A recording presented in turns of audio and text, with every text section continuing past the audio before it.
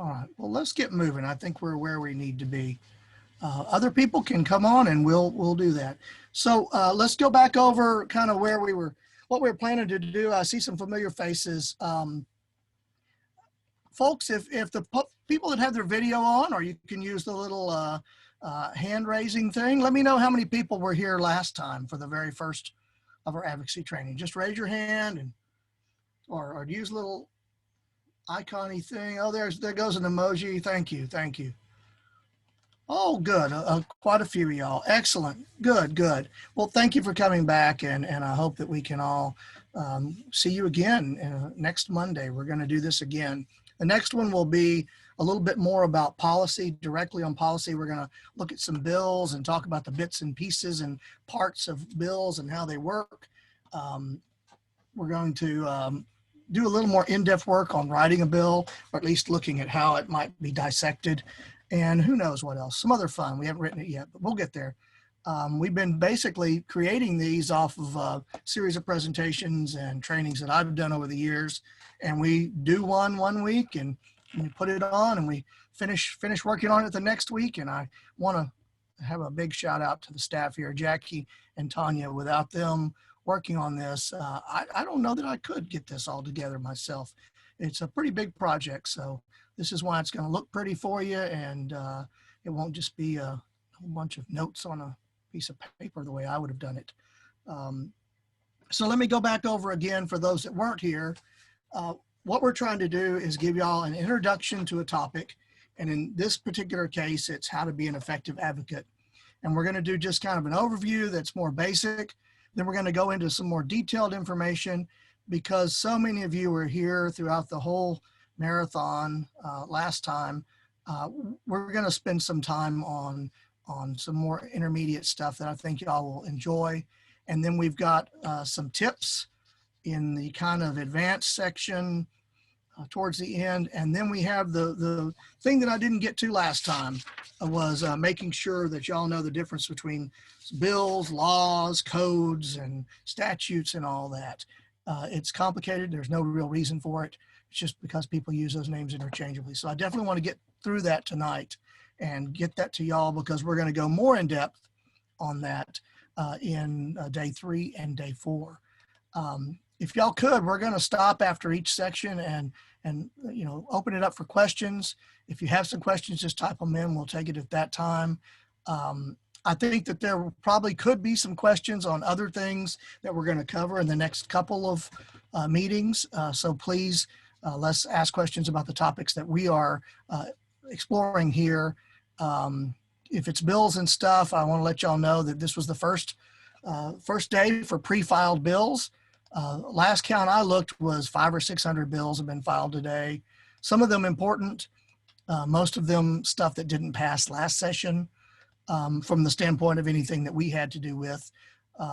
But there are lots of bills, from everything from economic development to equity to healthcare, a lot of bills filed, which seems very odd considering we don't know how this session is going to work.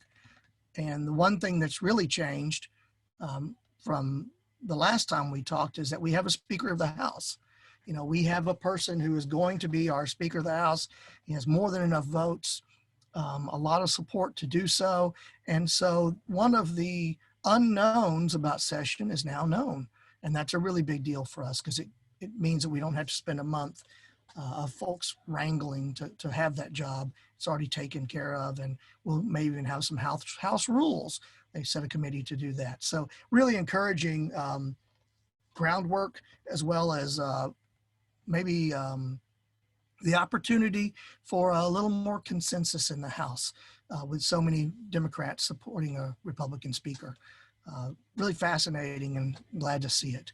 So let's get moving. And what I'm going to do is share my screen with y'all again and go through this these slide presentation. Hopefully y'all all got that earlier. Jackie sent it out. If someone didn't get an email, go ahead and let Jackie know in the chat and she'll send it to you. And I'm at a certain point, I'm going to want to stop. I think I made up a word there. I want to stop and go over those extra documents, those resource documents. And we're not going to read all of them, but there's some good information in there. And I want y'all to be able to, you know, kind of see them at least and know where they're at. I think they're really good. The written testimony, we're going to work on that a little bit more at a later date. But let me go ahead and share my screen. Come on. Always freaks me out a little bit when it goes blank. And let's go to full screen. There we go. Bam. Again, this beautiful presentation, the slideshow is all because of our staff here at the Autism Society. I'm really pleased to see all these pretty colors. There's our website address. Y'all probably know that. So this one is how to be an effective advocate. And one of the things that I want to do in this is really cover some areas that I think most of you already know, but you may not know it this way, right? So we're going to talk about communication types. We're going to talk about how you communicate with legislators and staff members and other people at session, even potentially partners or other people in advocacy groups. We're going to how to contact the key decision makers. There are certain people that can't make decisions on what you're asking them to do, and there's really no reason for you to talk to them unless it's to get to someone who does make a decision. We're going to talk about testifying. We're going to talk about office visits, and we're going to talk a little bit about written testimony. We're going to talk a lot more about written testimony in the future, okay? Then we're going to cover that one thing that I didn't get to last time, which was bills, statutes, codes, and rules. And we'll go through that pretty quickly since we're going to spend so much time, but I at least wanted to introduce that in these first two sessions. So let's move on. How to be an effective advocate. Casual versus professional. You can't be at the Capitol and not look professional. But what that means is different, right? If I didn't wear a suit and a tie and carry myself professionally as an advocate and people that they know, that's been around there for a while, if I wasn't wearing at least a jacket and a tie, people wouldn't appreciate that. It would be disrespectful. That doesn't mean that all of y'all need to wear suits and ties and dresses. You have to wear what's comfortable and what you have. However, there are, first impressions matter, and how you look, how you carry yourself matters a lot. I can guarantee you when we're doing a Capitol Day and we're all wearing the same t-shirts, that's totally okay. But to wear, maybe a t-shirt or and blue jeans like you'd wear on an everyday basis, that may be okay also, but it's not going to let you get into some offices once people know you, right? So think about that and how you want to portray yourself, right or wrong. There will be people standing next to you that will be wearing $10,000 watches next to a mom who has 3 kids in a stroller. I mean, it's a varied thing. And so you need to dress for where you're at. Being respectful.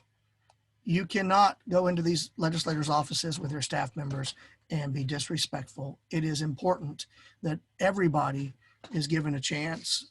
You may think someone may not appreciate your position, and we've seen that before, and I can guarantee you some of these staff members work for legislators that they have no personal or political affiliation with, okay?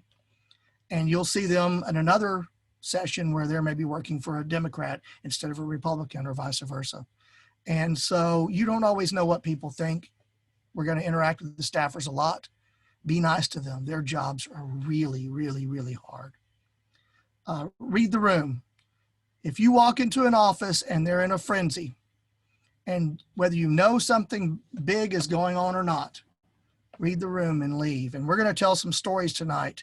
I walked into an office once of a senator who I knew some and certainly knew the staffers. One had been an intern for me. And I walked into that office that morning, and the office was the energy in the office, it was a pall. It was like walking into a very different place. And I dropped off some papers and left, got outside and checked my phone and found out that senator had been indicted and jailed that day for other stuff, not to do with session. and we needed to get out of there. If I had attempted to go ahead with my thing, and that's an extreme example, but read the room. If the office is really busy, take it somewhere else and come back later on. Be earlier on time. It's really important to be, and I think it's okay to be nervous is really not a sub bullet of being earlier on time, but that's okay. It's okay to be nervous. There is no reason that you should walk into these offices and not be. Everybody's nervous. You're nervous when you're testifying. You're nervous when you're doing almost any of this, and that's okay. There's a certain amount of energy you can gain from that.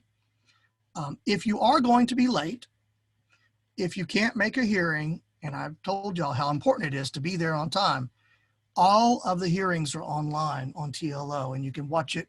Bring some earbuds or whatever with you, plug your phone in, and you can watch it while you walk there. You can watch it while you're eating breakfast, waiting for your turn. You know, there's no reason you can't be plugged into these times at session. And that's one thing people don't think about, is that you don't have to be in that hearing room to know what's going on.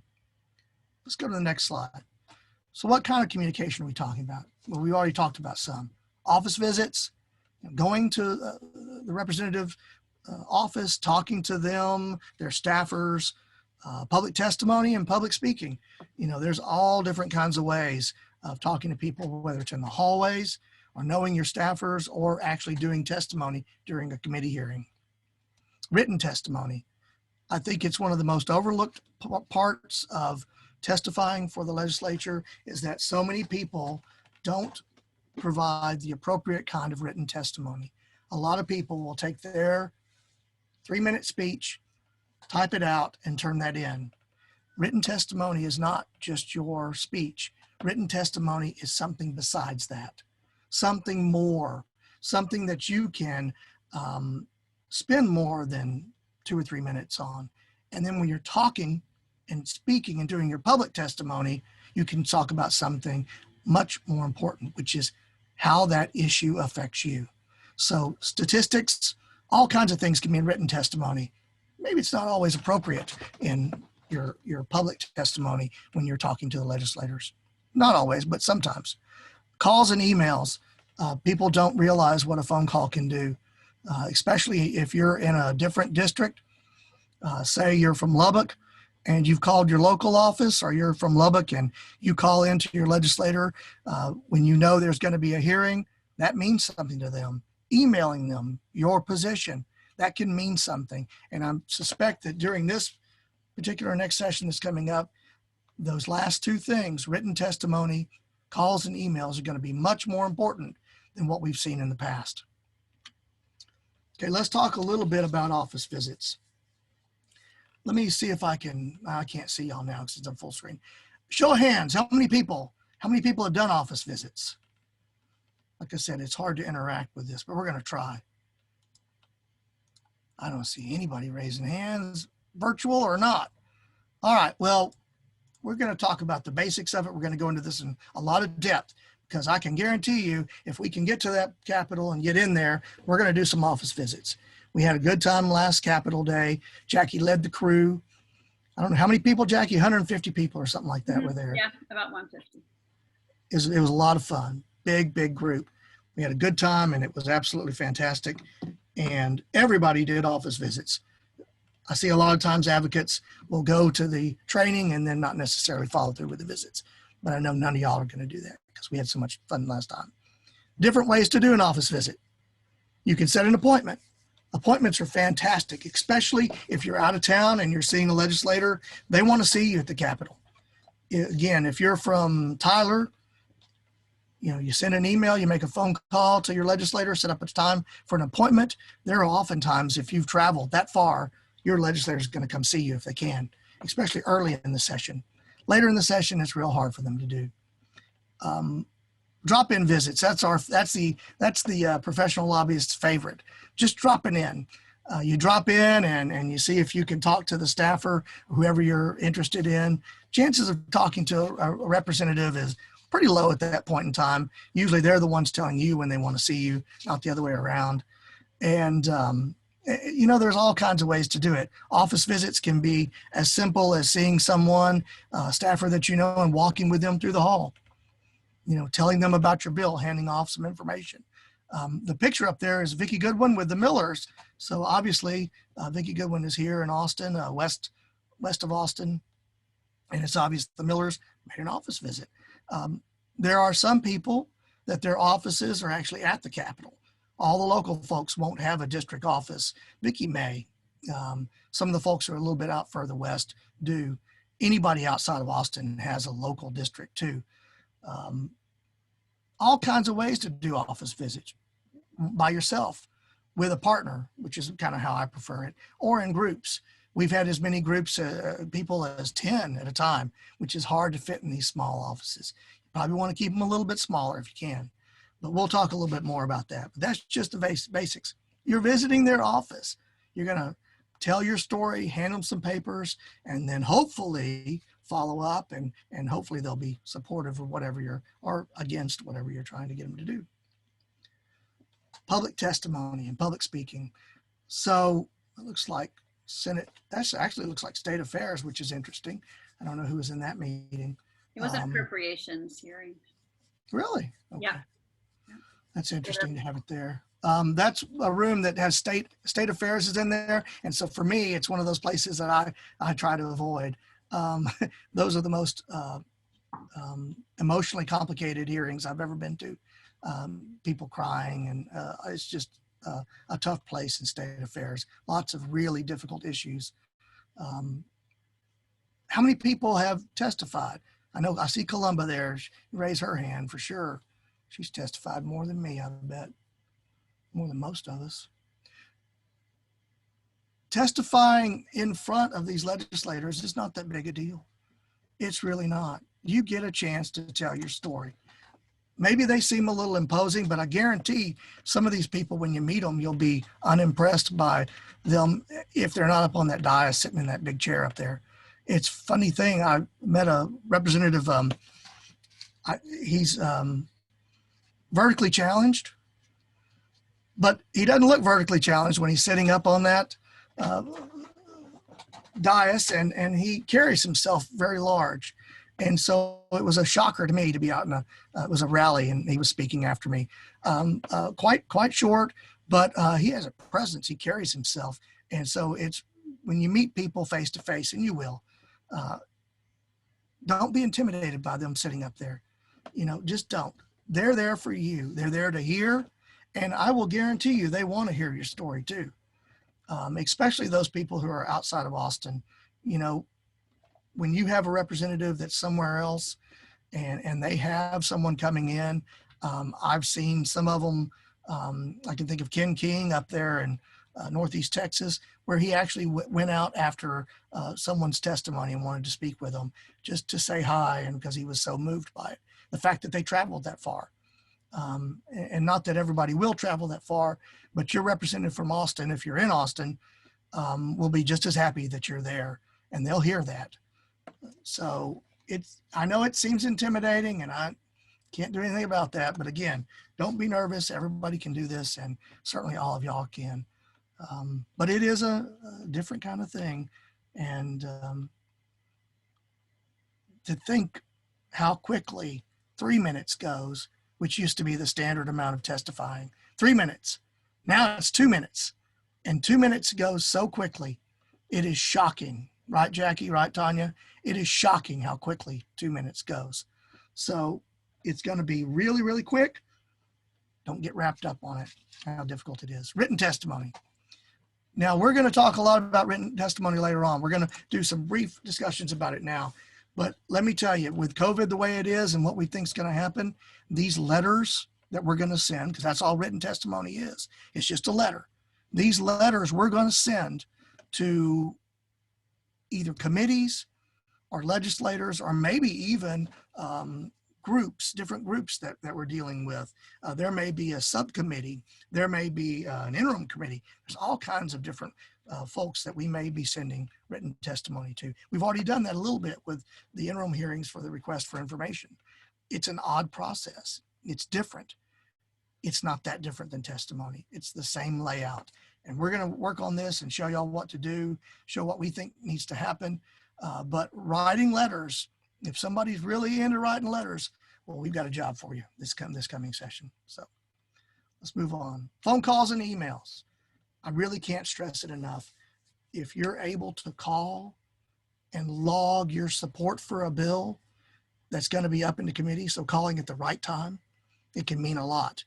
If you can call and develop a relationship with the staff member that's in charge of that bill, it can mean a lot. If you can later on just email them and say, hey, remember we talked about SB 2016? I just want to remind you, we really support that and we think it's important. It needs to come at the right time. They need to hear that because their representative is going to ask them, well, are people supporting this? What are you hearing out there? And they're going to tell them nobody called.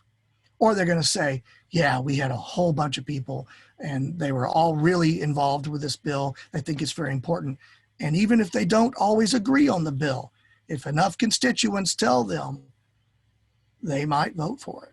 You know, there's some partisan issues that we won't ever get past, I don't reckon, in Texas. But many disability bills are nonpartisan, and you need to treat every one of them like that. You know, there's every opportunity for your voice, enough of us, to create change, especially when you're calling, you're emailing, you're sending in written testimony. Key thing, ask for the person who's in charge of whatever issue it is.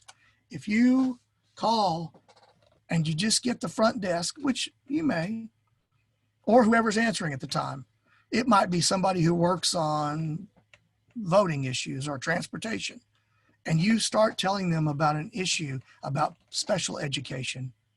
That may not be their area of expertise. They may write it down. You may not get the impact you would if you just ask for the person who's focusing on special education, who's in charge of, who's dealing with, who's looking at, and you can even use a specific bill number. The gatekeeper is not always the best person for you to talk to, but there may be many times you just have to log your support with them because they may not be able to get a hold of anybody, especially towards the end of session. And I think we can be pretty comfortable saying that calls and emails are going to be much more common, maybe Zooms also in this next session. So we got to be prepared for that. All righty. Now we're going to get to testifying here. And what I want to do is get through this section, this particular slide, and then we're going to open up the testifying document and just talk a little bit more about that. I usually use stronger language than number one, and I'm not going to do that today. Jackie's really happy about that. Don't stretch the truth and don't lie. Don't ever lie. Don't lie to these legislators. Don't lie to the staffers. I've had folks say, well, they lie, so why can't I? It's not acceptable. Don't ever stretch the truth. Don't take the worst case scenario and extrapolate that to an entire group. We've heard people complain and complain and complain about some problems with Medicaid. And every time you do that in a particular way, it gives somebody else the opportunity to talk about how bad it is. And I'll give you all an example. How many of y'all remember the 8.5% cap and the listening sessions that came through, right? Do y'all know that the most conservative think tank trying to destroy public education got the transcripts from all those listening sessions, and they read those out in the Senate Education Committee to show exactly how bad SPED was, and that's why we needed vouchers and other systems to serve people with disabilities. I can tell you, they'll use your words against you. It's true that we had a lot of issues, but when we take one outlier and we extrapolate that across the whole entire group, sometimes we miss the point that many people are being served and are being served well. It's just that that program may not go enough. It may not do enough. And so that's something we need to think about when we're doing our testimony. I already said this about bipartisanship. Disability rights are bipartisan. There's no doubt about it. Don't ever think that it isn't, and don't think that the representative that you're talking to or the staffer that you're talking to doesn't think that either, because they do. They know it crosses all boundaries. Where am I at? It's okay to name names, all right? It's okay to say who did what. Columba's laughing. Unless you have a settlement and you're not supposed to talk about it. I'm waving my finger at somebody right now. She's laughing. It's okay. And I did a mock hearing with, and I'm using Columba as an example several times tonight. You know, I love you. And we did a mock hearing, and we had college students, fresh college students, just started. They're in their freshman year. And we did the mock hearing. And during that, the students were really hesitant to mention, and they were talking about special ed and some of the things that happened in school. And they were really hesitant to mention the names of the schools that they had had bad experiences at. And after they finished, I said, well, why didn't you say who did this to you? And there's this idea that not saying those things is being impartial, and that's not true. It's okay. Unless you're in a settlement situation, a legal situation, you can't. It's totally okay to name the names of the people who have harmed you. It's okay to say, I was on managed Medicaid with Superior and we got really bad service. It's okay to say, Leander Independent School District never diagnosed me for dyslexia. Never. It's okay. Okay. It's okay to name names. And I guarantee it'll make you feel better at the end rather than holding it all up and being all fence riding. If you oppose the bill, if you see the worst bill in the state of Texas and you're going to oppose it in a committee hearing, you need to have gone to that bill author's staff and let them know that you oppose it and why. Don't do it in a hearing, especially if they're in that hearing, or, and you won't know this, if one of the people in the hearing on that committee finds that bill very important, because they're going to ask you, did you talk to your reservations with the author of this bill? And you need to say, yes, I told them. And the staff members said they didn't have enough time to fix this, or they heard, but they still didn't change anything. Or you say, no, I didn't go. And as soon as you say that, these representatives will shut down, because if you didn't go tell somebody, if you weren't respectful and let them know, they're going to shut you down. It's that simple. So these are some things about testifying that you might not think about, but they're extremely important. And so let's go to the document about written testimony. Is that right? Is that where I'm at? No, I may not be on the right one. 1 second. No, that's the next one. Sorry, I got lost in my notes here. It's very important to do that and to think about it. So let's look at this next one. I got out of whack here. I'm sorry, y'all. Lost my place. We were on this slide, correct? Yes. Office visits, part one. This is the big part of this, right? This is what you need to know and how it works. You know, you got to have your research. You got to do your research. You have to know who you're visiting. You know, if we're in a group, then there may be a group leader that knows that, but you have to know who it is. I went into an office of some folks. I didn't know them, sitting on a couch talking to them about an issue. In walks this young, vibrant person. They both stood up, and I was sitting there looking like a fool. It turned out it was Representative Mary Gonzalez, who I know very well now. But at that time, she had just been a staffer, and I knew her as a staffer. I'd had no idea that she was now a representative from El Paso. She didn't care because it's Mary, and and I knew her anyway, but because she has a sibling with Down syndrome, and so you need to know who it is. You might run into them in a elevator, because these elevators are tight, and you will run into with somebody. It's not always the best time to talk to someone, but you need to know who it is if you get that opportunity. If they open up or say something. I've had a long conversation with Senator West about his cars. He has fancy cars. They're wonderful. I know who he is, and we can have that conversation. If he sees me testifying, he knows who I am the next time. So it's really important that you know who these legislators are that you're going to target and go to. Research bills from previous sessions. it's really crucial that you make sure if you go into a legislative office and you can reference things that they've done in the past for your community, it can really help a lot. It is a very important thing to be able to do. If you go into Senator Zaffarini's office, there are certain bills that she's passed for our community that meant a lot to me personally. It's an opportunity for me to say thanks. And it's an opportunity also to show them that you know what you're talking about. All right, testifying part 2. Let me find my notes again. Let's go back. Sorry, folks. I wanted to go to the office. Sorry, I got mixed up on my notes. Oh, well. Let me close out of this and go to the office visit one. Whew. There we go. Now, I'm not going to go over all of this. It would take too long.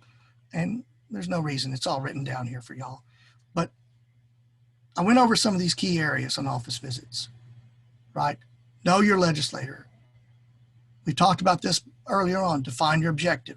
If you go in there without an ask, you just wasted their time and yours, right?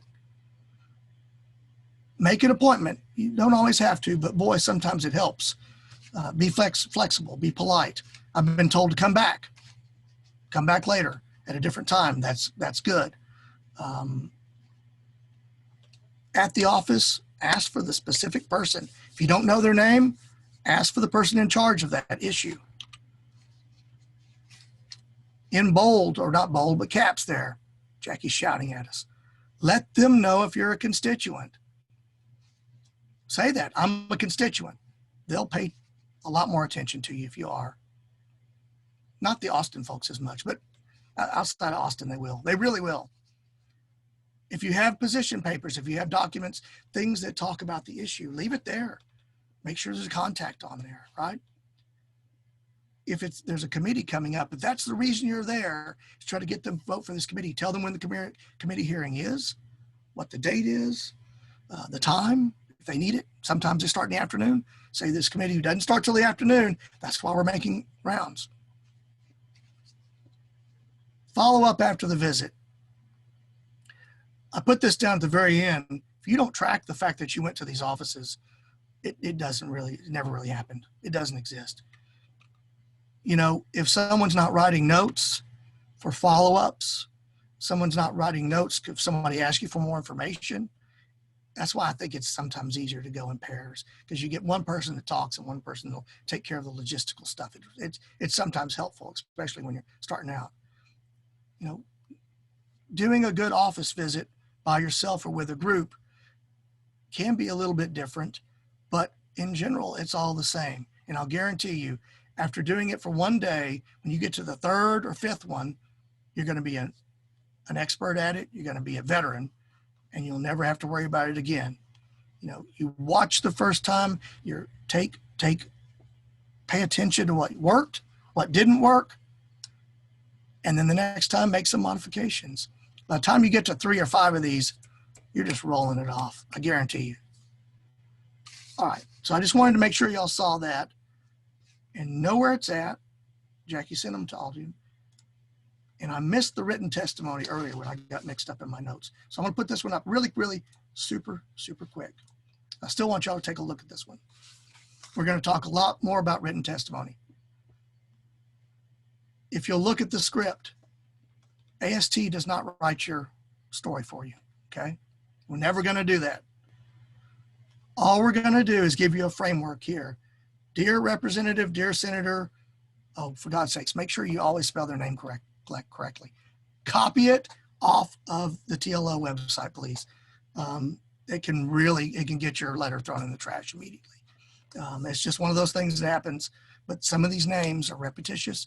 There are a million different ways to spell certain names with Rodriguez, Martinez, Z's and S's, and I struggle with that. So I copy every name.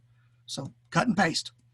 You know, basically, we want to give you a framework here for a written testimony, but it's up to you to tell your story in that section, to talk about how this impacts you. And that's really what we want to go over. And we'll talk a bit more because we're going to talk more in depth about public testimony, and it's the same thing. It just happens to be written down. So let me escape out of this. Golly, that screen goes black. It really bugs me. We're going to wait a second and then get to this second part of the testifying. But I want to see if there are any questions, because I really can't see the chat anymore on my. Oh, okay. So Chris, I'll read. We actually just got a good question. Oh, good. So thank you, Julia. She said, is having others complete those email templates to legislators better than nothing? So, you know, there's the automated, there's the chat. There's the automated way to do that, and I do it all the time too, where you just plug in your names and send it out. I like those to have a little section of how it affects you. I don't know if it's really very effective to send those major action alerts out in general, as it is to have an individual conversation with someone and to make sure that it's tailored to you. So yes, it is better than nothing. I like them. I do them all the time, you know, with our National Down Syndrome groups, with the Autism Society of America. We have that ease to send that information. I kind of feel like at the federal level, I never know if it matters, but I always know here, you know, I can call up and say, hey, did y'all get any support for this bill? And they will look, they have a log. Every office has a log. And they'll say, yeah, we got a bunch of chain emails or whatever, or cookie cutter emails, but they still logged them. So it's kind of a tough question. It is better than nothing. Is it as good as you talking to a staffer? No, you know, it's not. But yeah, we all do them. Good question. Jody's asked about researching prior bills. Absolutely. And we're going to talk a little bit about that in the next meeting, where we're going to have a little challenge. We're going to try to stump Chris. If you could come up with a bill idea that hasn't been filed in the last 3 sessions, then we'll send you a t-shirt. We're going to have a little competition. I guarantee you there's a bill out there somewhere about your issue. And it helps a lot to find out what the bills were and to find out the story. Why did they fail? I'm assuming that we were researching prior bills that didn't pass. Why did they pass? Was it just timing? Did it just time out? Was there a real issue? You know, there's all different ways that bills die. Our system is set up to kill bills. So we're going to talk about that a little bit more, Jody. Good question. Any more questions? I think that was all. Otherwise it was just random comments. I see some statements there. I hear you. Yeah. Good. It's tough. Good School districts are tough to deal with. I understand. Yeah. All righty. Well, I'll try not to get lost this time. And we will get into some more detailed stuff. We're going to tell some questions, tell some stories. I think I skipped over the spot where Jackie was going to talk a little bit. Or no, we haven't got there. It's next. Okay. And Chris, you're not full screen right now. It's just a little, almost full screen, but not quite. Oh, that's okay. I was getting a little cup of tea here. That's good.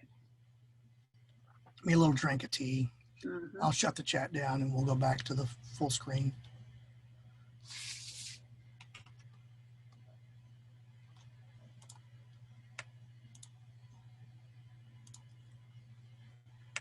When I'm moving my cursor, it goes so slow.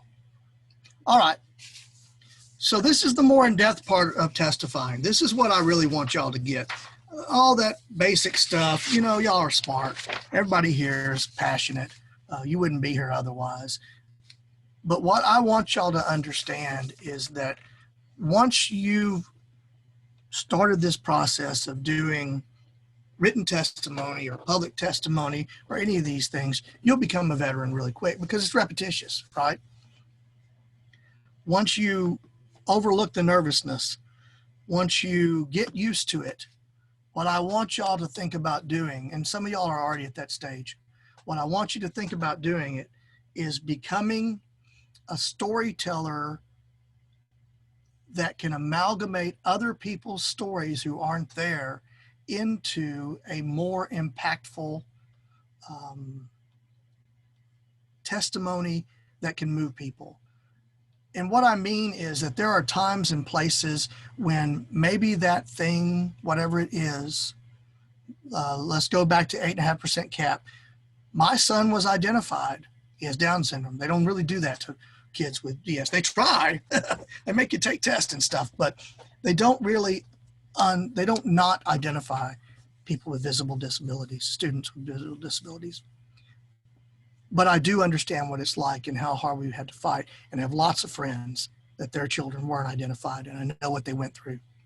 So being a good storyteller about everybody's lives is really important. And you can do that. Once you get used to telling your story, you can incorporate my friend down the street, a person that I am involved with the Autism Society. This happened to their child, or this was their experience as an adult trying to get vocational rehab services. You can tell those experiences and put them into your story, become a better storyteller, someone who really can move people. And I would challenge all y'all that you can do it, and you will do it eventually. It won't just be about you. It'll be about the community. Second bullet on here is know when to get mad. As much as we talk about being respectful and thoughtful, there are occasions when you need to just get mad.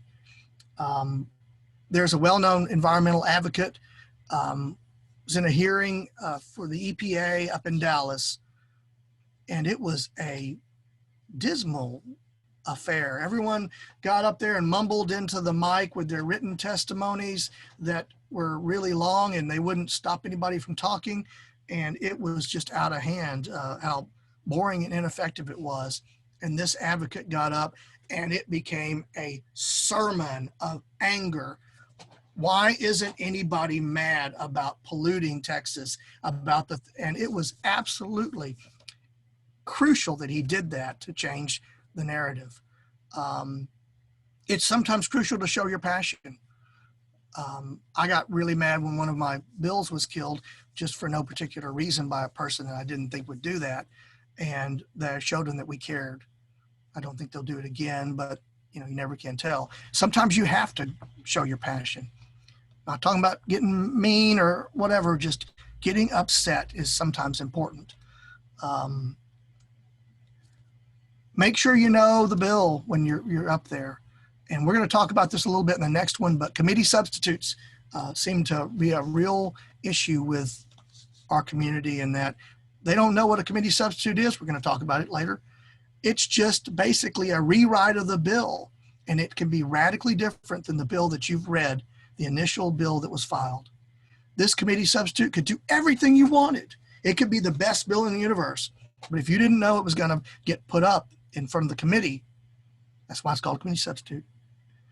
If you didn't know that and you're testifying against the original bill, it can make you look pretty bad. Your organization can make you, to be honest, you can testify against a bill you like. So you have to be really careful. And that kind of thing, you only know if you've taken the time and energy and have involved yourself with the author and the staff person that's in charge of that. So they send you a version and talk about it. Maybe you're the one that suggested the changes. One really important thing on testifying, if you can't answer these questions, it's okay. You don't have to be there for every question. Some of these things aren't your job. They will ask you rhetorical questions that, like, well, how would you fix a paper air? How would you fix an airplane since you think airplanes are so great? I mean, they will ask you rhetorical stuff that, to be honest, they asked me about how someone would teach financial literacy. Like, well, there's curriculum to do that. I'm not a teacher, but I'm pretty sure, there's stuff available. Just say, that's not really my job, and move on. Or you can get them the information later. Okay, let's get to the testifying document real quick. See that we're not as much time as I thought we'd have at this point. All right, let me put this up on full screen. I'm going to take a little bit more time than I did with the office visits and written testimony, simply because this one's more detailed, and I really want y'all to go back and maybe read this at a later date. it's important that you understand these things, and some of you already know them, but this is how you do it. This is a good way to really think about it.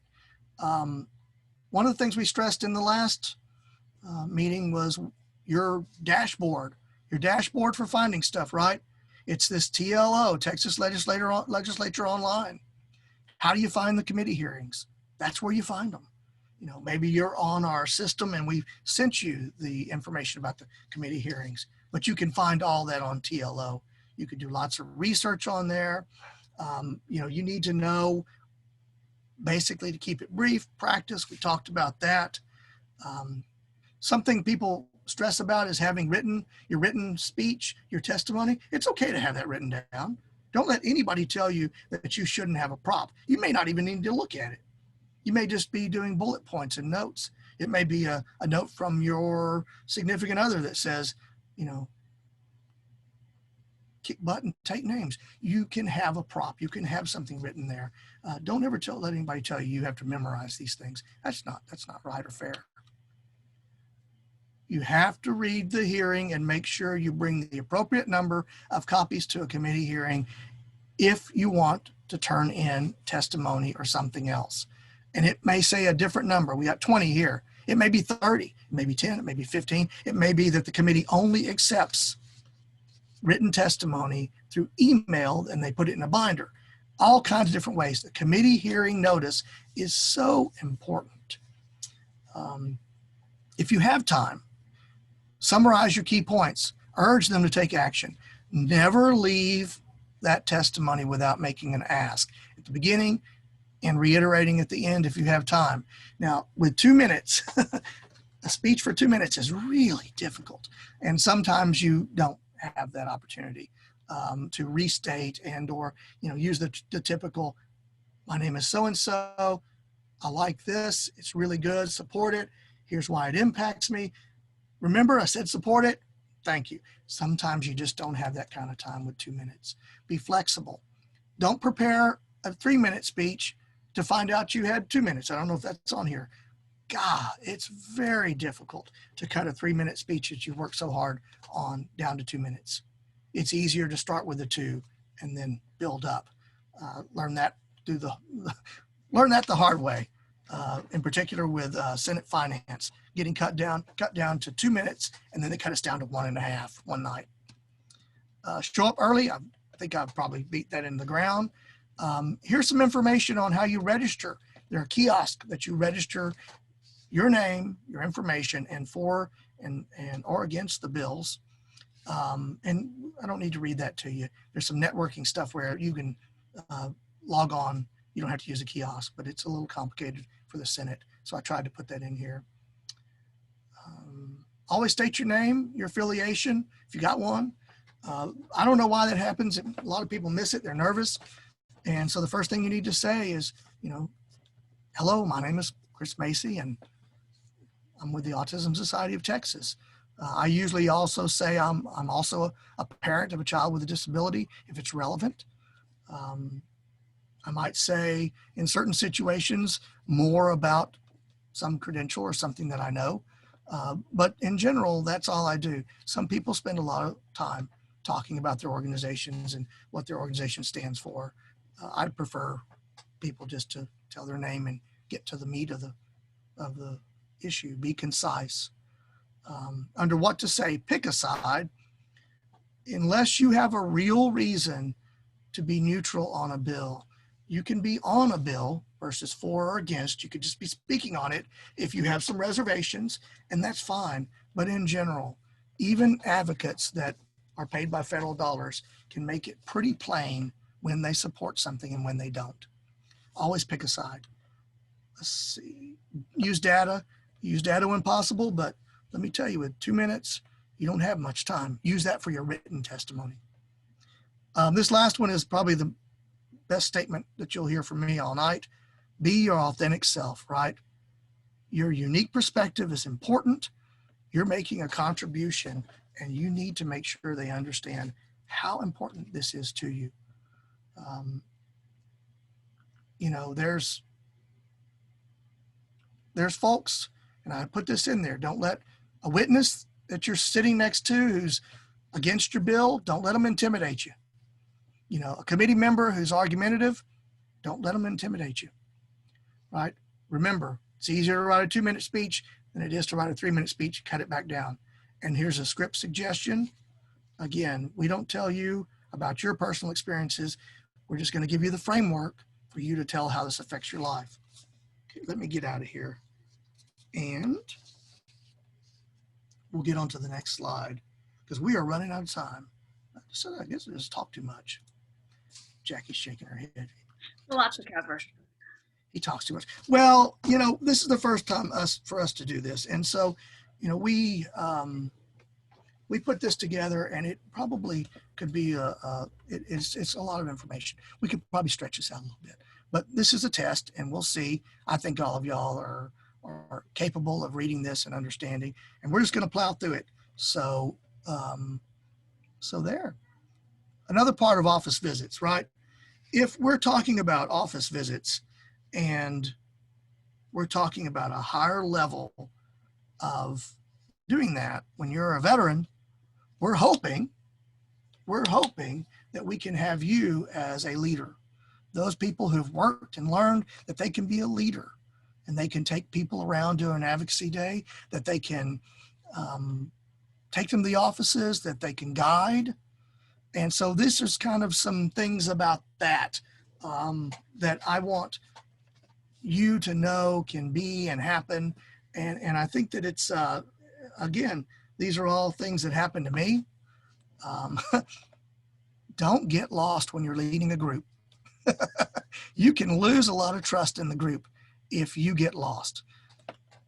Use your maps. They're in TLO. We can go over some of those, hopefully, if we had more time.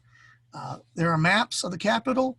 I lost a group, and luckily I had one of those people, you might know some, who he has no filter. And he said, "Do you even know where you're going?" And I said, "I don't guess so." I got lost, and it was an odd situation. This happened quite a while back. And I lost the room. Plus, we were late to the next meeting that we needed to be because we were still trying to get them to the office. So be prepared. We have maps always at Capitol Days when we go around, and it is confusing. It's very confusing. Some of the things with the extension, the one is on top of the one is on top of the second floor, and there's just some weird stuff that goes on there. If you're a leader, and we talked about Jackie kind of talking about this a little bit, I think we'll go through it a little bit quicker and try to do some more group training later on. But it's important that that leader makes sure that people know what their roles are. And you may not know for the very first time, but if you can find the office, tell the folks that you're with a little bit about the representative that you're going to, if you have that information and you can share a little bit about it, it can set people at ease, and then y'all can talk about who's going to talk about what. And in some cases, we might have a parent and a provider, or a self-advocate and a parent, or usually providers. And when you do that and you define these roles before you walk into the office, right? Get there, everybody take a deep breath. It can mean a lot. So you can take your time with that. You can turn that into a strategy session before you go into the office. If you're going to be a leader, you need to review the relevant bills and histories of this rep. And I mentioned it earlier. If you know you're going into an office that maybe doesn't support your position, know that. If you know you're going to an office of someone who's always been there for your community, know that to tell your folks, because it'll put them at ease, right? We're going into the authors. The author of the bill that you love, we're going into their office, and everyone will take a deep sigh. Okay, you're in friendly territory. And you can tell them thank you and get some experience to do that. It's not a bad idea to thank the author for these bills. We always focus on the people who are against it, but sometimes it's good to thank the author. Know when to hold them and know when to fold them. Extracting yourself from a awkward and or a belligerent situation is a good thing. And I always tell this story, and they deserve it. There was a group of my friends years ago testifying for something, and they had gone into an office, and I don't remember what the bill was, but they had their flyers, they had everything. They are people that are generally pretty outgoing. Um, they're visible. They're all in wheelchairs, and they came in. They stormed into this office with this materials. They were talking to the staffer, and there was a person on the couch reading a paper that they didn't pay attention to. It turned out to be the actual representative, who was a freshman, the first year there. They didn't recognize him. Remember what I said that earlier? They didn't recognize him. And he started arguing back and forth on this political stance about this particular issue, which I think at that time was Medicaid expansion or something like that. They chose to argue with him. They chose to argue with him for quite a while, and it got heated, and they were not welcome in that office anymore. And people can make that decision that you're no longer, it's, yes, you can, it's your house. That's what they always say, but people can ban you from an office. I'm not saying that anything would ever go that far. I'm just saying you can go into an office, find that you're not wanted, and it's a good time to leave. What they should have done was say, thank you, Representative Capriglione. We appreciate your point of view. You understand ours. I think you understand why. Here's the information. And we won't, take up any more of your time today. And they could have extracted themselves and gone to the next office and maybe done more work than arguing with this representative who was never going to meet with them ever again. It happens. It also happens that you shouldn't be surprised about anything. I walked into an office late on Friday with a person that, very conservative man, very conservative. We had a great discussion. I happen to know that as conservative as he is, he also was trying to support kids with multiple disabilities, dual disabilities, for some legislation and some money for services and supports. We talked about that. We talked about other things. I got his vote for that bill. It didn't make it, but I got his vote for that bill. He was working his front desk. He wasn't back in his office. He wasn't hiding away, eating lunch somewhere. He was working his front desk. Don't be surprised. One other thing I want to put into this, I guess we're getting past time. We'll let folks stay on as we finish up. There are opportunities all the time to change your circumstances in these office visits. We were in an office with Representative Keogh, and I know these names don't mean it to you. It doesn't mean anything. I'm just part of the story. And he is like a big game hunter. There's heads everywhere. And it's kind of an odd office. He's no longer in the legislature, so we can talk about him. And his staffers, they weren't particularly interested in what we were talking about with special ed. I don't remember what it was. However, he had a bill about hunting hogs from balloons, which was absolutely fascinating. They would even think that that was a good idea, because I thought it was they were tethering balloons, but they were letting the balloons just float around to shoot these hogs. And so we had this long conversation. I actually watched that staffer who had looked at my, papers that I gave him, and he had, okay. He picked them back up, looked at them, read them. This young man read them and said, this is actually something the representative is interested in, and we'll make sure that he gets to take a look at this. He was on the Public Education Committee at the time, and it was important. It was important that maybe he was on Health and Human Services. It was important that we got his vote, and we got listened to, simply because we knew that they had this cockamamie bill that they were more interested in than our stuff, but we made a connection. So let me go on, and we're already at 8:30. Jackie, how are we doing on time? And folks, we still got 23 people. We still got 23 people. It's 8:33. We got one good question, which I answered. Oh, okay. Say it if we want to talk about it. You want me to say it real quick, or do we want to wait till the little bit? No, go ahead. Let's well, let me get this one slide, because it's still part of the office visits thing. Okay. And I've got the capital maps here, linked to them. You can go look at them later on. I think traveling in pairs is good. And again, this is another little bit of extra tidbit. If you're traveling in pairs and you're in a larger group, especially with a bunch of different advocates, split up. One of you go somewhere in the part of the room, the other one go another place, and all of a sudden you have two voices instead of one voice with two people together. It makes a difference. And I've seen this work really well because then you don't feel like one person is talking on behalf of the organization. It's two individuals that just happen to belong to the same organization. It's a really good trick. This one I found out and we used to do it a lot with my former coworker, accidentally on purpose have another person check in on that same issue later on in the day. You know, when you've got a staffer that you may think is maybe not maybe too busy, doesn't have time, maybe they're just not good at their job. There's a lot of people that their first time there and, you know, they may need a little nudging. And so I would go in and talk about something, and then my coworker would come by later on that afternoon.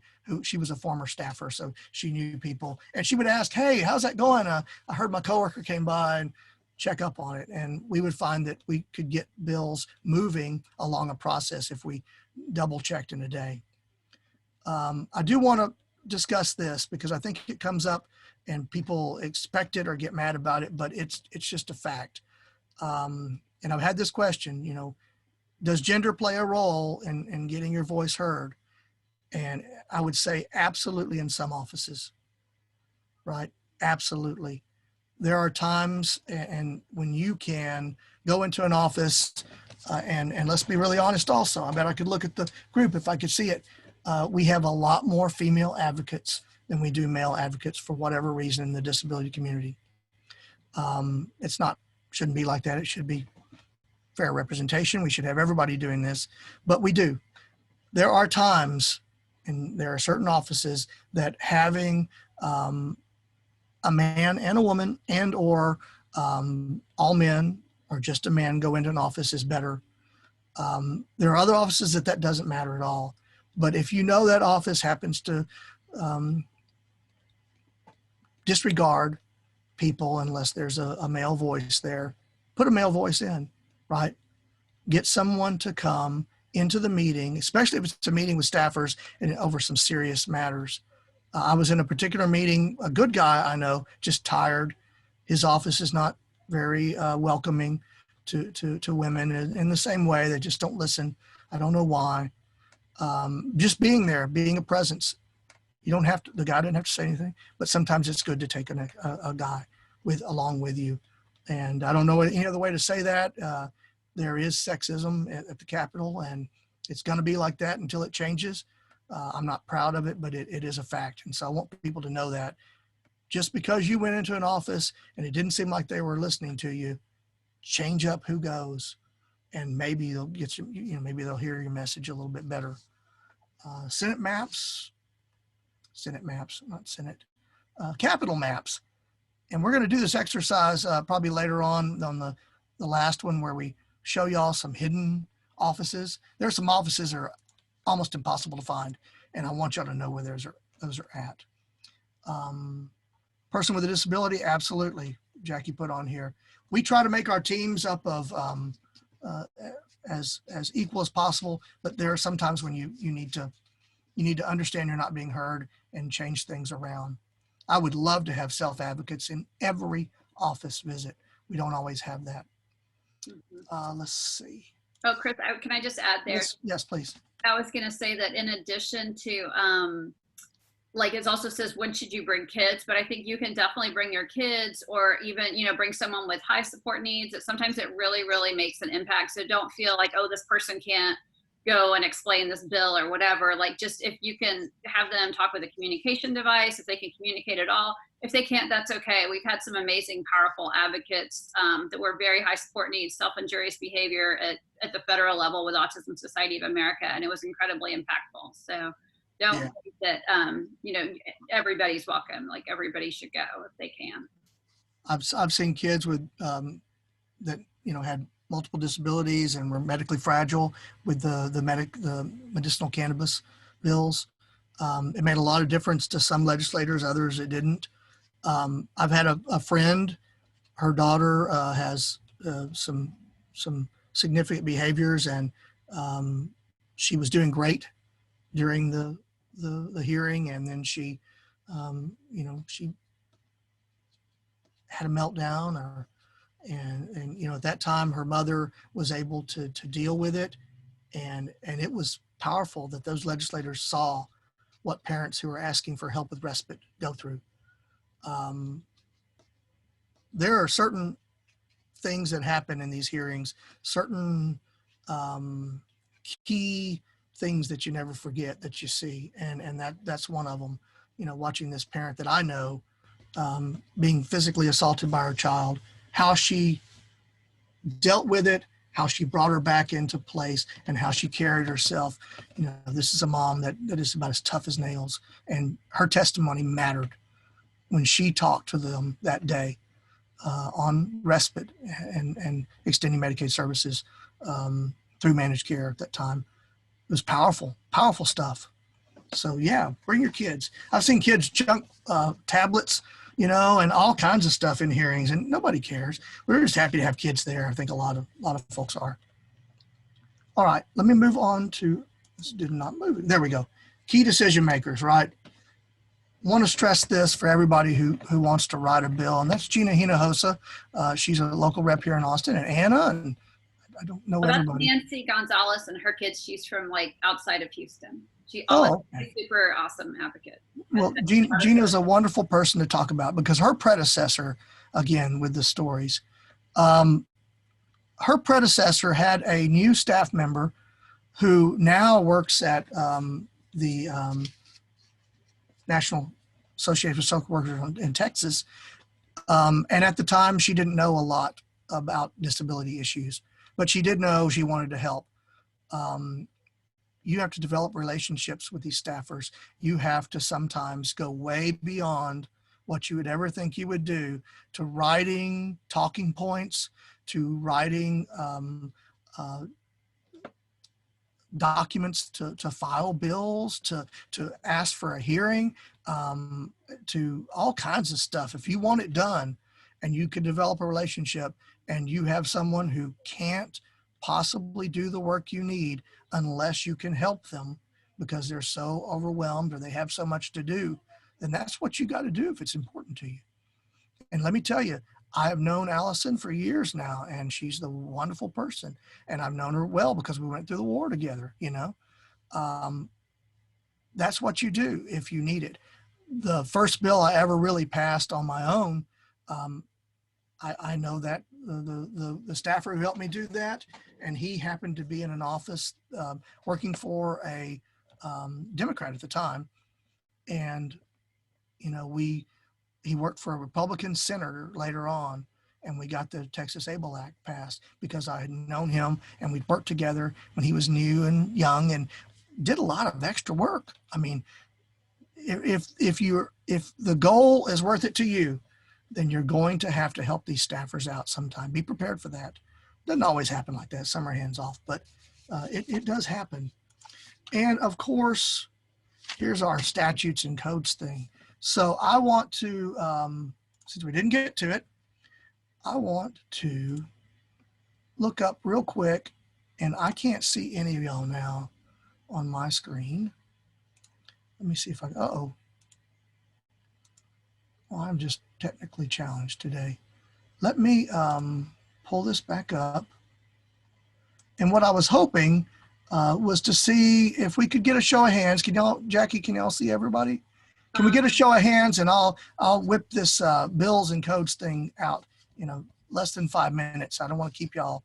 I want to get all your questions, but I really love to go over this if everybody's willing to wait. Yep, got people saying they'll wait. Yay, thank you guys. You'll wait, thank you. All right. We'll cut this down next time. And all y'all, if there's anything you want clarified, anything you see in the slides or the documents or anything else, you've got Jackie's email, you have ours, just email us and we'll talk with you about it. We'll clarify some of the other stuff anyway in future trainings and such. But one of the most important things, and maybe it's not important, but it sure is confusing, is the difference between statutes, bills, codes, and laws and rules, and what that means. And for some reason or another, it's hard for people to understand what they are, primarily because we use these things interchangeably and we shouldn't. Statutes are simply laws. They're bills that have passed, right? So a statute is something that's written in the law, and it has a format and a framework that it fits into. And I'm going to show you in a minute. Bills are just potential laws. They're hopeful laws. They're things that somebody wrote that they'd like to see happen. But until they pass and they go through this process like we talked about, well, all the way past a governor's veto, until they do that, they're not really laws, right? So let me pull this up. And this is on your link there. I mean, this is real simple. Statutes are the laws of the states. Bills are legislative documents used to create or amend laws, right? All statutes originate as bills. And I'm not sure why people struggle with this, but statutes are different. And if you look at this, you can also see the parts of the statute as well. Y'all can read this yourselves, but we are going to go over these parts of the bill in the next Monday because I think it's really helpful to know as we try to dissect a bill, as we try to deconstruct it and figure out what it means. So it's really simple. Statutes, that's the law. Bills, they're just kind of hoping they'll become law. So let me go back now, and you'll hear this a lot. Well, is that in code? Is that in code? That's part of the code. It's confusing to folks, and there's a reason for that. I'm going to pull this up right now. Oh, good, it worked.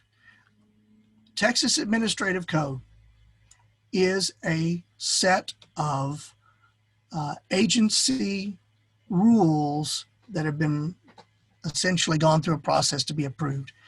And there's a good statement down here. The state agencies, they write these rules, right? These procedures, these things, because of a bill, or a bill directs them to when it becomes law, or because they have to change some of the things that they do. But at the end of the day, they write these rules, they go through a process. Now, rules are not really hopeful bills, like hopeful bills. They're not going to turn into anything. A lot of times we get a chance to comment on them, but more than likely when someone's writing an agency rule, it's going to become code. And so we have what's called the Texas Administrative Code. And that's a list of all these rules that have been adopted or promulgated. And you can look at any of them, and they're really important. You pass a bill, that bill directs an agency to do something, they're going to write rules on that issue. They're going to adopt those rules. It's going to become code. And so if you view the current code, it's in these titles. We use articles in other areas, but these are titles. If you look at the education code, there's all kinds of rules for each agency in that section. And there are lots of them, right? Even going down into, let's look at our favorite subject on charter schools. Tons of little snippets of procedural code that tells the agency what to do and or tells you how the agency works. And there's tons of this. It's a lot of stuff, but the process for passing a bill almost always ends up creating some kind of code somewhere. So the difference between these are people use them interchangeably all the time. Well, what's the code on that? Well, I'm not sure if they always know that that's an agency rule that's been adopted.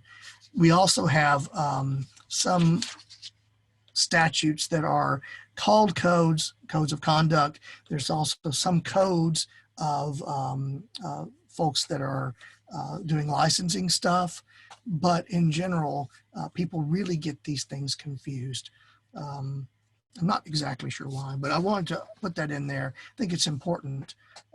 Does it matter if you call it the wrong name? Not really. It doesn't really matter that much. But it is important for you to know that because it's confusing. Go look in the code when they're really talking about a statute. Or go look in the statute about an issue and it was a rule the agency adopted into the Texas Administrative Code, and that's where you need to change it. You can change things in the code by the rules with the agencies, but it's very difficult. Much more difficult than it should be. You can even request for some of those changes. Every agency has to look at all their code every 4 years. They have a suite where they look at the code and open it up, decide if they're going to keep it the way it is or change it. And there's an opportunity sometimes to be an advocate at that session, that time with the agencies. Let's see, any more questions? No. We don't have any yet. Don't If see anybody any. wants to post. Well, here's the other dates. You know, we've got 2 more dates. The next one's really going to be about public policy. The last one's going to be about kind of working through the process and how to take action. Like I said, we're going to break down a bill. We're going to look at we're going to have a guest speaker, Jolene Sanders at Coalition of Texans with Disabilities. And she has a wonderful piece of legislation she's worked on that at first glance, it looks awful, I think. And then when you start dissecting the bits and pieces and following the references, it's a really good bill. I think most of us would prefer to have it that way. We're also going to talk about a couple of other issues in this one about the bits and pieces of a bill, where some of these bills come from. The last one, we're going to talk about what session's going to look like, and we're going to talk about some of the other agencies. There's lots of other folks out there like Ledge Council, like the Legislative Budget Board, which are meeting right now on the budget, and other folks that Sunset you may want to know about. And we're going to talk specifically on how you can take action and be involved. And as we said, you know, first week in January, we're going to have our policy priorities. And if folks want to do a mock hearing, we're happy to do so. We're going to do it over Zoom because we think that may be the way we do any public testimony. And there may also be a more hands-on exercise of writing written testimony. Let's see. No questions? How many people? 22. Y'all are wonderful for sticking with all this. Let me stop sharing my screen so I can actually see something. I tried to use 2 laptops. That really wasn't effective either. Although now I see everyone. Come on, y'all gotta have some questions. Thoughts? Yeah. Can I just make a comment real quick? Absolutely. I'm going to say, for those of you who are brand new, we are putting you guys on our email list. You can always just unsubscribe, but we'll put you on our advocacy list. And then as things come up, we are going to say, like, there's a really important hearing, or this is a big issue in the autism community, and this is how you register, this is what you need to do. So don't feel like you need to do everything or know everything right now, because we are going to break it down. If you're getting our emails, we're going to explain what's going on as well. So don't feel like you have to know all of this right now. It's a lot to take in if you're brand new. It is a lot, and that's why we're trying to provide resources and materials where you can read it later on. And you know, we want y'all to know a lot about stuff and have a way, if you don't know, to pick up a piece of paper really quickly and find it, or just ask us. Scott, thanks for doing the training. Well, thank you, guys. We appreciate it. Thank you for being appreciative, Darcy. We appreciate that a lot too. This is one of those things that kind of can help recharge our batteries a little bit, to see people coming to these and on a Monday night and sticking it out. Julia asked, can we get names of participants that are near us geographically? That's a great question, because actually at the end of this, I might send out a Google form. I'd really like to know where everybody is. We're not going to share anyone's information without your permission. So if I might do a Google form, like, may I share that you live, in this region, and can we share your email? And if you don't want to, that's fine. But yeah, we can try to do that. That'd be great if people can make visits, I guess, safely with COVID, if they're doing that. But yeah, we would love for people to get involved in their local districts. If you're not in the Austin area or the greater Austin area, we'd love to have people meet up and get to know each other and work together. That would be fantastic. So we'll definitely work on that. Great question. Thank you, Julia. And Kenny said, is there a way to find out if a bill has already tried to have been passed so that we don't overexhaust ourselves or something? Yes. Yes. Yes, Kenny. I'll take that one. Let's do that the next meeting. What I'm gonna do is just maybe take 5 or 6 of your ideas of a bill or something you think is important, and we'll try to stump Chris and see if I can find it or tell you about it. Because if it relates to health and human services, most disability issues, SPED, I probably know about a bill. I can almost guarantee you somebody's had that thought and tried it. Now there may be some things way out there that, like hunting hogs from balloons. But in general, I can guarantee you that all the stuff probably has a bill. A lot of the stuff that's being refiled right now is mainly things that didn't pass last session. So we've got, I don't remember how many bills, 50, 60, 70 different bills that on special ed and health and human services issues. We also do a little bit of work on voting, medicinal cannabis. What other areas do we cover? Voting, medicinal cannabis, health and human services, of course, budget on all of those, and then SPED, lots and lots and lots of SPED. Any other category? Oh, therapy. You mean for AST? Yeah, well, just in general. Any bills on all that stuff. And I'll let y'all in on a little secret. So for many years, I have been the one who's read every bill that gets filed and categorized them with a lobbyist categorization system we use. And so I've read all the bills from every session for the last 3+ years. And so I usually know what they are. I think there were 7,000 something bills filed last session. I don't know what it's going to be this time, but yeah, I think Priscilla, you can send we'll do that next time. We'll have a specific time set aside, and we'll just send their ideas on the chat or whatever, and see if you can see if I know about a bill, and if I don't, then we'll send you a prize. That's how comfortable I am.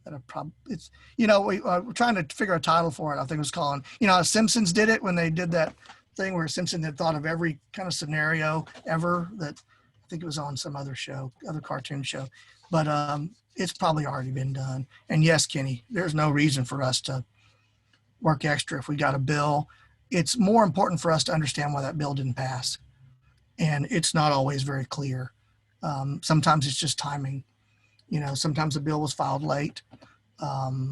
Sometimes it had a fiscal note. It was going to cost money. And so there's all kinds of reasons that bills don't pass. And they're not always because it was a bad bill. Funding, yes, Jackie and Julia says. Funding is always one of our primary goals. Yeah, and funding the Medicaid waiver list. Oh my goodness, that's been a big objective for a lot of disability orgs every session, and it doesn't get funded. Chris knows. Well, it's a difficult thing because every incremental piece of change, if you're gonna help 100 people or 1,000 or 150,000, just a few dollars times 150,000 is a lot of money, and that's what always happens, regardless of the need. It can be hundreds and hundreds and hundreds of thousands to millions of dollars. And so it's always very difficult. I personally think that we have an opportunity. I'm going to plug this spring and summer's work at the federal level to change some of those things where Texas doesn't have a choice of funding it. To the Medicaid interest list, or the wait list as we call them, Texas gets away with having a wait list simply because the federal government doesn't enforce that and provide any money for it. So at the federal level, if that changes where community services were valued more, and as Julia says, it's cheaper to serve someone in the community, absolutely it is. That doesn't seem to make a difference for whatever reason, and I can't tell you why. As much as we've worked on it over the years, the wait list has only grown. It's only grown, now last I looked, 14 or 15 years on one of the list. We could have gotten rid of all the kids who were deafblind and multiple disabilities by rolling them into Star Kids, and they wouldn't do that. And that was going to make the managed Medicaid folks get some extra money, and they still wouldn't do it. one thing I'll say, and this will be the last thing, is that a lot of these funding issues, Texas puts in a certain amount of money to get a certain amount of federal dollars. And in some cases, like with Medicaid expansion, it's only 10%. So you could put in $1 and get a lot more money back, and yet Texas won't do it. You know, we have FMAPs for things where if you put in, it's called the federal matching part, put in a few dollars and you get more money back.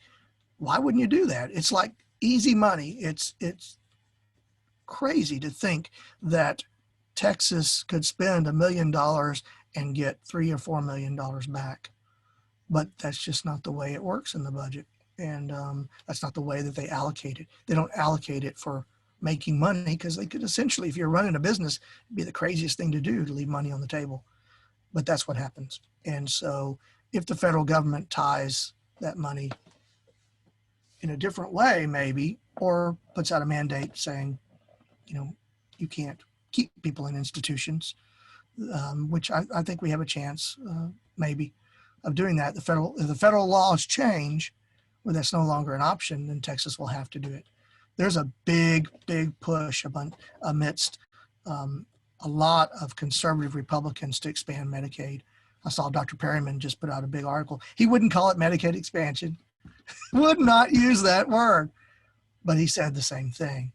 And it, you know, $125 million that Texas would gain if they did it, besides everybody getting, you know, support getting health care. So,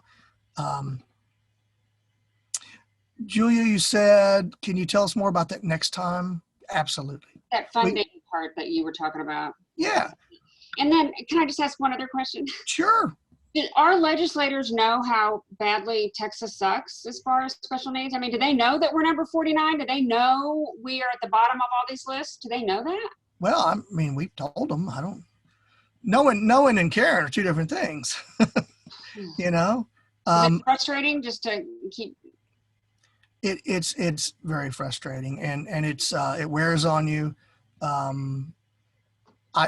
I worked at CTD, Coalition Texas with Disabilities, back in the early 2000s, left and did some other stuff, came back, I don't know, 14 years later, something like that, to some of the same issues and the same people working on them. And, you know, and now I've been back doing this. My son's 10, so I've been back in advocacy, disability advocacy, for like 9.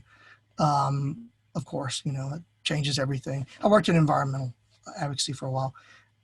It's very frustrating. It's frustrating to see something like ECI get squished and squeezed all those years and turn into something that's not effective. And even to get so recently a letter from the Department of Education saying Texas is this is illegal, the things you're doing with ECI, and to see that not really move the needle. You know, we've talked about it till we're blue in the face, and it's not really. It's an issue of competing with everyone with a limited amount of budget and a group of people who don't want to raise any money. You know, we don't have a real budget problem in Texas. We have a taxation problem. We have a flawed way that we take in taxes and a flawed way that we make exemptions from them. And that's a simple fact that's been created over the years just to make sure that property taxes are what we rely on when businesses don't pay those same fees in the same way. And there's so many loopholes. We have money. We're a rich state, and we have so many people in poverty and so many people that just can't make ends meet. So yeah, it's frustrating. I mean, just because we think that way doesn't mean that, you know, they do, but that also doesn't mean they're always going to be like that. Texas wasn't always this way. You know, it wasn't always this way. There were people more like Joe Strauss who were more reasonable and thoughtful.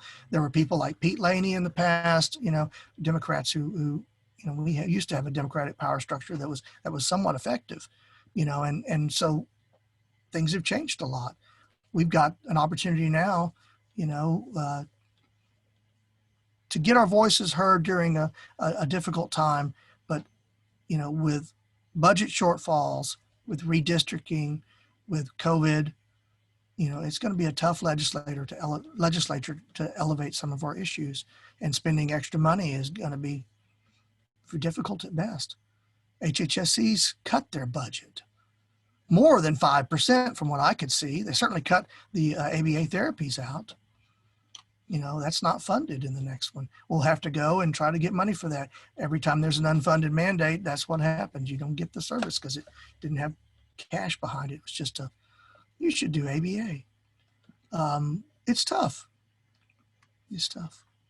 Columba's been at it for a while too. She knows, you know, the changes that we see are small and incremental, but that doesn't, just because it's tough doesn't mean we give up. And just because we're probably going to lose doesn't mean we give up either. We're very stubborn people, especially Jackie. Look at her. She's already gritting her teeth, ready to pick up a hammer and go at the legislature. But I do think we have a perfect opportunity to pivot and focus on federal legislation, you know, from the spring through the summer, and to try to tackle some of these issues: disenfranchisement of our children, the means-based test, community services, you know, codifying Olmstead in anything more than a Supreme Court decision. I do believe we have chances to do that, because this is the first almost president that has a whole series of disability policies that is led by a large disability community that, to be honest, Elizabeth Warren had kind of written, and she knows how to plan. You know, she's a planner and she understands these issues. We have an opportunity. Hard to pass legislation at this point, but you know, we do have an opportunity for some of these things. And I do firmly believe that these disability issues are beyond bipartisan. You know, we have Republicans who helped pass the ABLE Act. You know, for God's sakes, the ADA was signed by, you know, a Bush. We didn't know what was in it, but that's okay. You know, so yes, we'll get there. I mean, we have an opportunity this summer. Maybe not in Texas, but we're gonna try everything we can. We'll do our best, but we'll keep you guys posted on federal stuff as well, because there's a lot of good things coming down the pipeline, and we have really great people at the Autism Society of America and Public Policy, and I'm on their public policy committee, and Chris is, and there really is good things, and we might be able to really change some things federally. So if things are slow in Texas, we might be able to do something supersedes them. So there. You know, we have to be practical of what Texas is going to look like, and there's some huge issues on the table with a significant budget shortfall. I would suggest we don't have a budget shortfall when you have money in the bank. How can you be broke? But that doesn't mean they'll turn loose of it, you know. So we have to continually work for that, and we will. Yep.